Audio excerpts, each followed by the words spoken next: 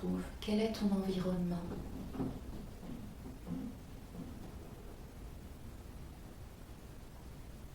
En fait, je suis partout en même temps. Tu es partout en même temps. Très très bien.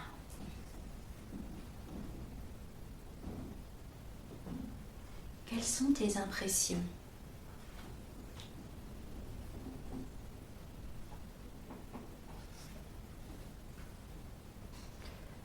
J'ai l'impression que j'ai traversé trop d'endroits. Et à chaque fois, je m'attachais à des endroits que j'ai visités.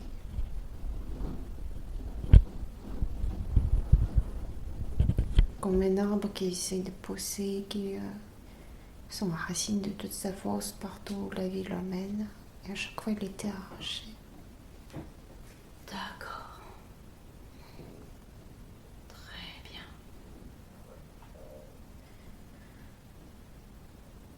Moi, je me sens comme un arbre qui a besoin de stabilité, de trouver son endroit. Mais justement, il y a eu trop d'endroits dans la vie, mais j'ai le sentiment de ne pas les avoir choisis. Eh oui.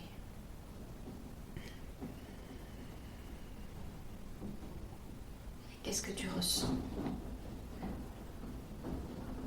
De la tristesse, le sentiment de gâchis. Parce que j'ai visité beaucoup de jolis endroits, mais à chaque fois quand j'essaye de construire quelque chose dans cette place, quelque chose de l'extérieur venait m'arracher de cet endroit et m'emmener ailleurs, et à chaque fois il fallait tout recommencer à zéro.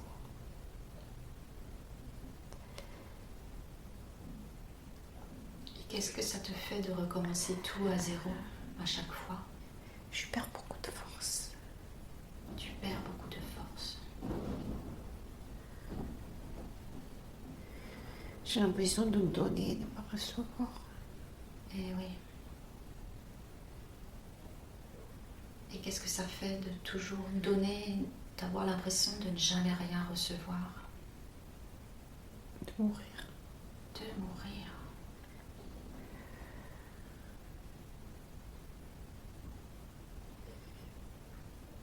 Et qu'est-ce que ça fait?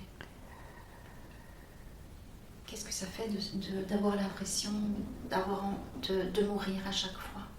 D'être déraciné, comme cet arbre que tu as décrit?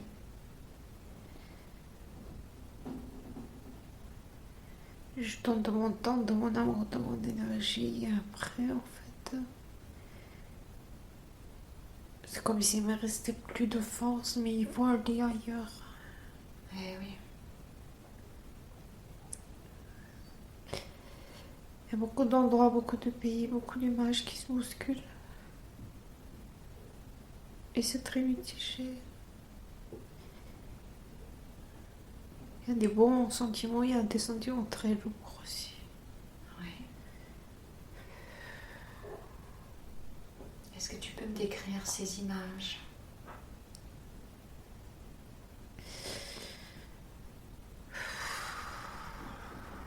Là, je suis en Suisse. Là, tu es en Suisse. C'est un pays où tu as vécu? Oui. Et qu'est-ce qui s'est passé en Suisse? On était là-bas.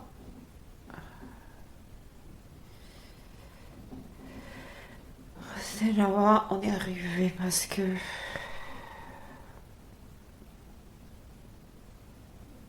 la guerre nous a fait partir du Congo.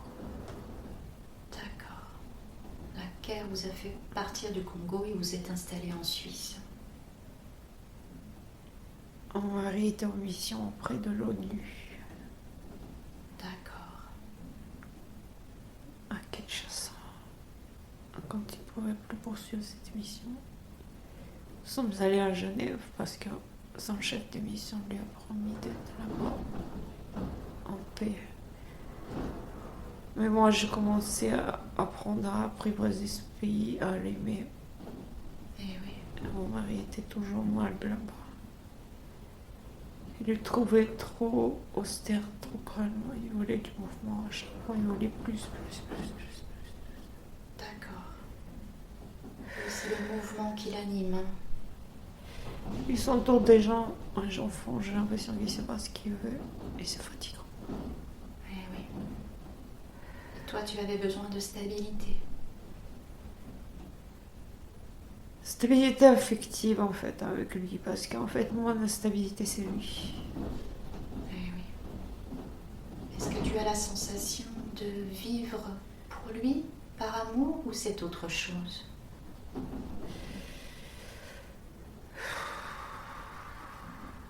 Alors, je crois que j'ai toujours eu beaucoup d'amour pour lui, mais là je constate que j'ai pas le temps d'attendre qu'il change. Il m'épuise. Et là, tu as la sensation d'avoir attendu toute ta vie qu'il change? Pendant toutes ces années que j'ai passées avec lui, oui, j'attendais. Et tu aurais voulu quoi? Qu'est-ce que tu aurais voulu qu'il change en lui? Qu'est-ce que tu aurais aimé? Qu'il soit honnête avec moi. Qu'il soit honnête avec toi. Tu penses qu'il ne l'a pas été? Il a manqué d'honnêteté? Même envers lui-même aussi, je crois. D'accord. Il n'exprime pas les sentiments. Il a peur. Il a peur de moi aussi. Ah, il a peur de toi. Il n'a pas peur de faire la guerre, mais il a peur de toi. Je crois qu'en ce moment, je lui fais peur. C'est comme si on était des concurrents. D'accord, mais par rapport à quoi? Qu'est-ce qui lui fait peur par rapport à toi? Ma façon de voir la vie et les choses. Parce que je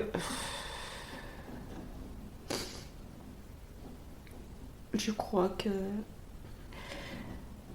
Je crois en l'amour, et puis j'ai l'impression que lui, à un certain moment, ça s'arrête juste par la passion, et puis j'arrive à me ressourcer malgré le fait que je sois vidée, j'ai l'impression, voilà, je me sens vidée de l'énergie qu'il me prend constamment. Mais c'est comme si j'avais une protection, j'arrivais toujours à rebondir, et puis j'ai l'impression que ça l'énerve, ça le met en colère. Il n'arrive pas à me cerner. Et au lieu de s'élever à son tour, en fait, j'ai l'impression qu'il me met... Il me manipule, il m'impose des limites. D'accord, et qu'est-ce que ça te fait quand il te pose des limites? J'étouffe. Tu étouffes? Je me sens pas aimée, j'ai l'impression qu'il m'utilise. C'est pour ça que Elena sent ce poids dans sa poitrine, qu'elle a la sensation de ne pas pouvoir respirer.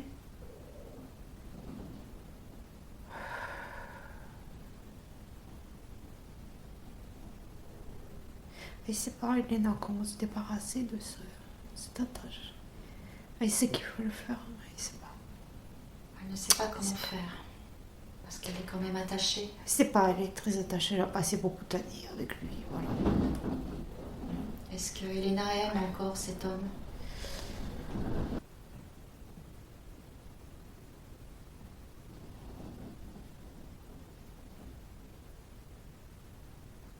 Dans les jambes. Dans les jambes, d'accord. Qu'est-ce qu'il y a dans les jambes?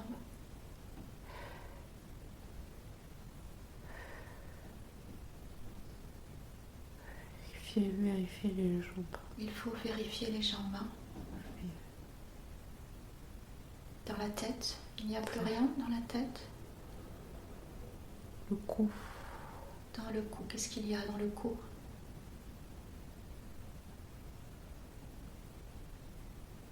Circulation. La circulation, d'accord. Il faut vérifier pour éviter une thrombose dans le cou? Oui. Dans les veines, d'accord. Et ailleurs, dans les bras, dans le ventre?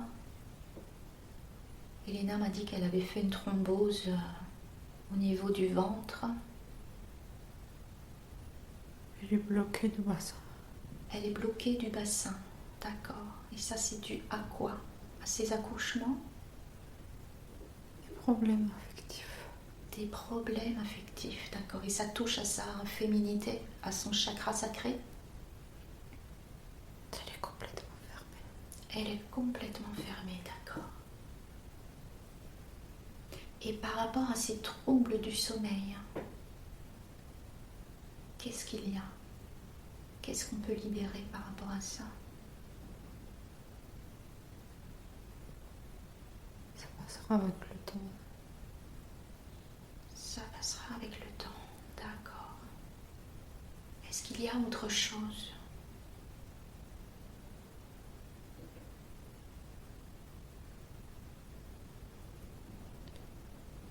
Sa santé mentale détermine la santé physique. Sa santé mentale Détermine la santé physique. détermine la santé physique, et oui, bien sûr. Et Elena me disait qu'elle n'avait plus de force, qu'elle avait des difficultés à trouver de la motivation, qu'elle se sentait épuisée. Comment faire pour retrouver de l'énergie?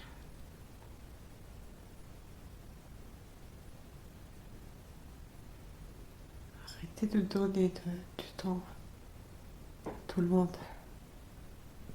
D'accord. Trop de gens autour. Est-ce que ce sont les gens autour d'elle qui lui prennent son énergie? Aussi, Aussi, d'accord. Donc qu'est-ce qu'il faut qu'elle fasse avec ces personnes? juste modéré. Juste modérer, d'accord. S'éloigner peut-être de certaines personnes ou couper des liens avec certaines personnes qui sont négatives. Parfois juste ne pas se laisser pénétrer par ce qu'ils envoient. D'accord. Est-ce qu'il faut qu'elle fabrique autour d'elle une sorte de bulle, de coquille? Elle le fait déjà bien, mais Elle le fait, d'accord. Mais c'est pas suffisant. il doit lutter contre sa disponibilité qui la dessert. C'est pas bien. Est-ce qu'il faut qu'elle fasse appel à un archange? Par exemple, l'archange Michael. Elle ne les connaît pas de nom. D'accord. Ils sont là. Ils sont là. Elle ne les connaît pas de nom. Qui est-ce qui est auprès d'elle comme archange quand elle a besoin d'eux? L'archange Michael? Raphaël? Raphaël. Raphaël, d'accord.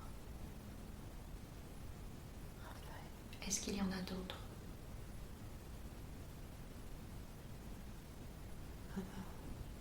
Métatron?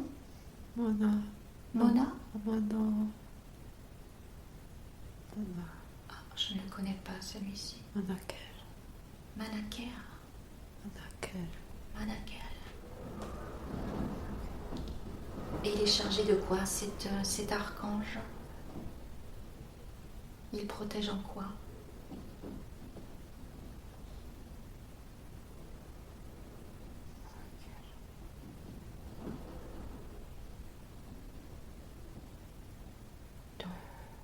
Qu'est-ce qu'il fait, cet archange? C'est pour sa destinée. C'est pour sa destinée. D'accord. Sa vocation. Pour sa vocation, très très bien. Donc il faut qu'elle invoque souvent l'archange Manakel et Raphaël. Oui. Très Si elle ne connaît pas les noms, c'est pas grave. C'est pas grave. On ira rechercher. Parce qu'elle les connaît, enfin, il connaît leur existence.